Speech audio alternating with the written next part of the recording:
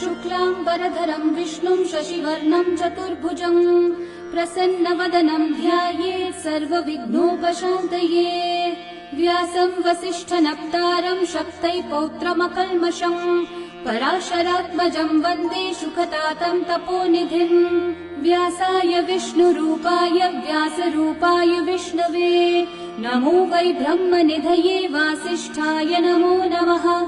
अविकाराय शुद्धाय नित्याय परमात्मने सदैकरूपरूपाय विष्णवे सर्वजिष्णवे। यस्य स्मरणमात्रेण जन्म संसारबन्धनात् विमुच्यते नमस्तस्मै विष्णवे प्रभविष्णवे।